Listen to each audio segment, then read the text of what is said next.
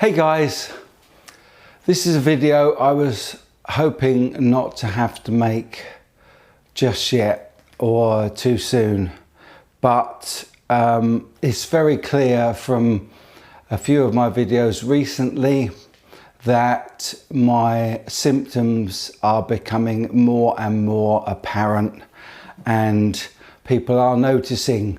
Yesterday I did an IK Multimedia X-Drive pedal demo that I brought home from 42 Gear Street, and very fairly as well. There's no criticism here for this, for the people that put these comments up, but obviously it sounded very much like I was intoxicated.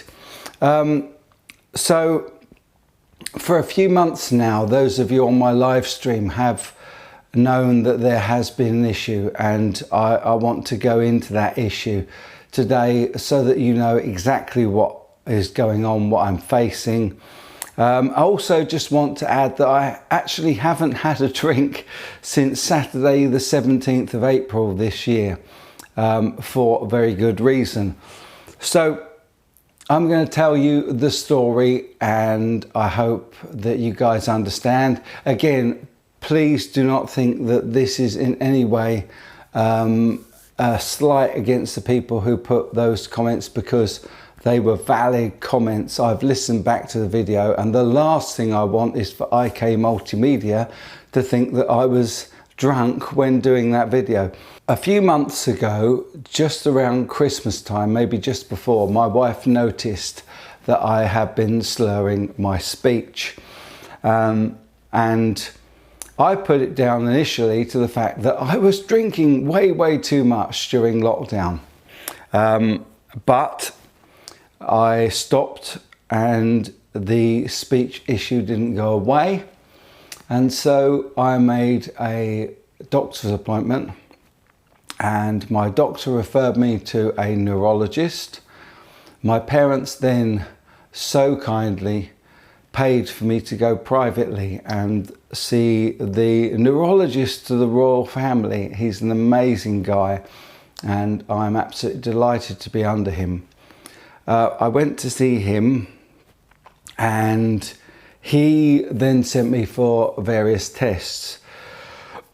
The first test was an EMG, which is an electric test, and what they do there is they attach electrodes to your body and then put an electric shock through you to see how that stimulates the brain and whether or not there is a connection, which was great. The electrical test, Professor Kolzenberg, who I had for that test, said to me, "This looks good, all looks normal." But then there's a second part of the test, which is a fine needle test, where they put needles into your muscles and get you to move various parts of your body, and that tells whether or not there's a connection to the neurons in the brain.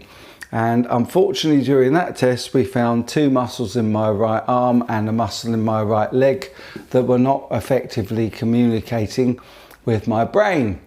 So the next step was to have an MRI. That was a 90-minute process, the EMG, which actually ended up taking about 2.5 hours. The guy was absolutely amazing and really focused.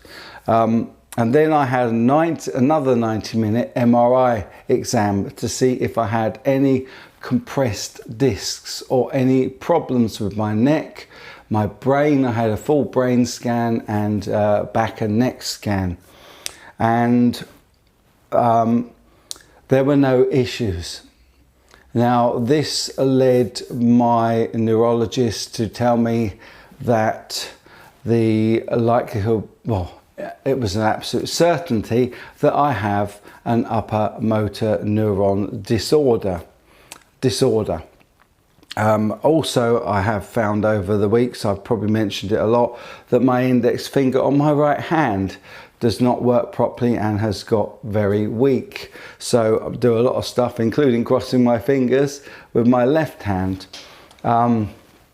So the upper motor neuron disorder is only one of two things, and one is good, and I'm keeping my fingers firmly crossed that that is it, and the other is really not good, because it means that I may have motor neuron disease, otherwise known in the States as ALS, the exact same thing that Jason Becker has.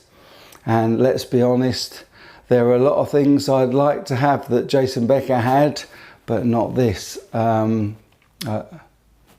would be good to be able to play like that guy and have the musical, amazing musical knowledge he's got.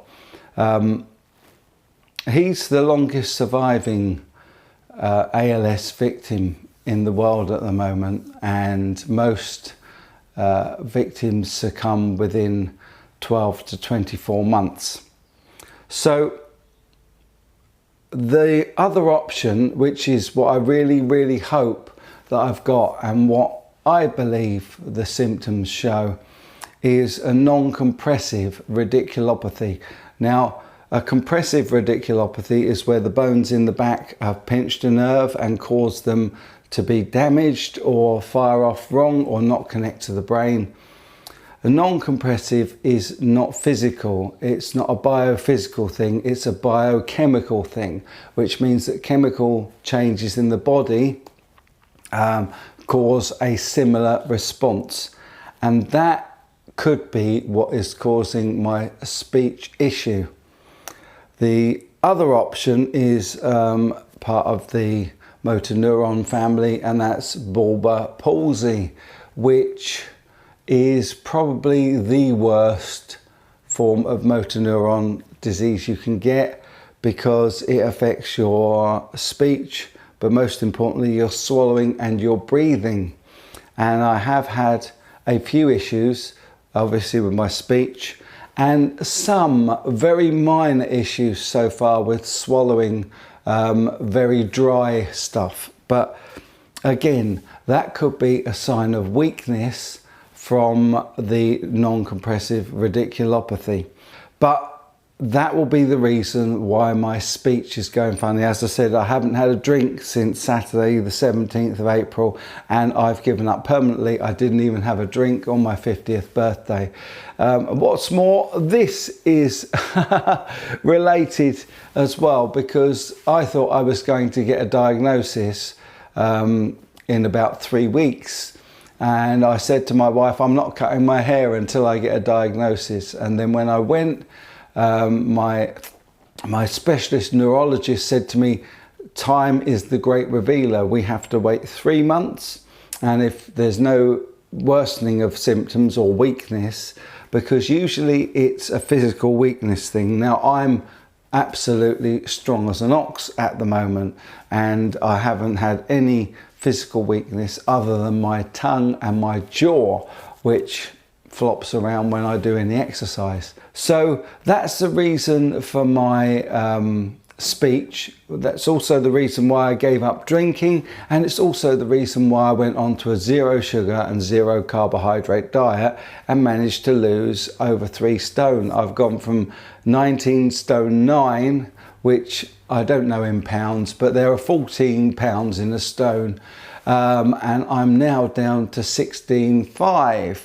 So I've gone from obese to overweight, and I'm slowly getting down to the level where I will be normal weight as well. So I'm trying to do all the things I can to give myself the best chance, because obviously I have 3 children, one 14, one 11 and one only 8, and I'm sure they're not ready to lose their dad just yet. One of the things that I have managed to get under control is emotion, and I was having real difficulty crying at watching TV programs where there was something sad or really happy, and that I have actually managed to control. So I put that down to what everybody suffered during the lockdown, which was a little bit of depression. So I'm really hoping that these are all positive signs that I may have non-compressive radiculopathy rather than ALS, motor neuron disease. So that's where I'm at. I have to go back in September and see my neurologist. He will then do an assessment. There's a very strong likelihood that I'll have to go back and have an EMG test. If it goes another 3 months, that's even better. And after a year, he has said that they default to a diagnosis of non-compressive radiculopathy. And you can imagine how long my hair will be at that point. But hey, I'm going to stick with it because I said I'd do it, and I always do what I say.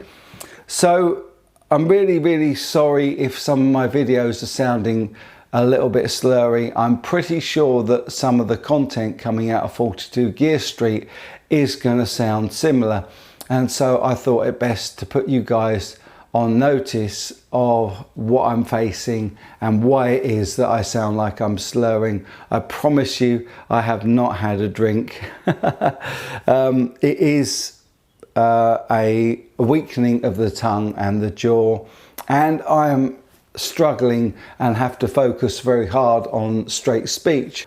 Saying some words is pretty difficult, and so please forgive me if some of my videos start to sound a little bit slurry. I really want to carry on doing this for you for as long as I can. Obviously, if this is non-compressive radiculopathy, we'll carry on ad infinitum. If it does turn out to be motor neuron disease, then there will be a finite time at which I will have to stop making videos due to not being able to speak. And that will be rather heartbreaking, but we'll cross that bridge when we come to it.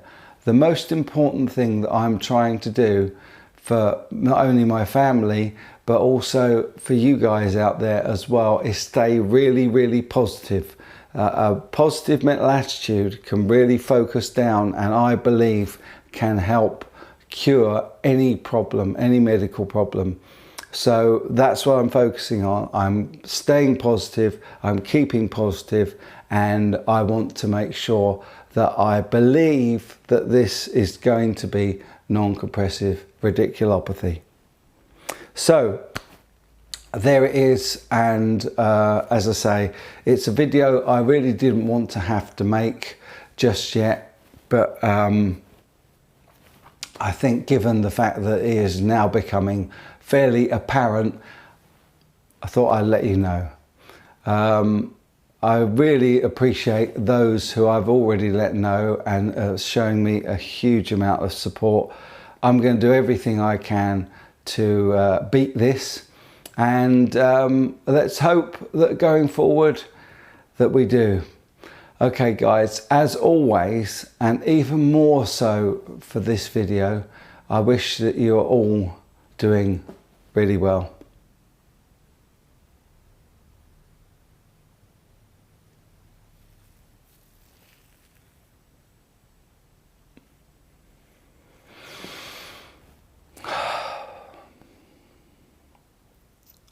And take good care.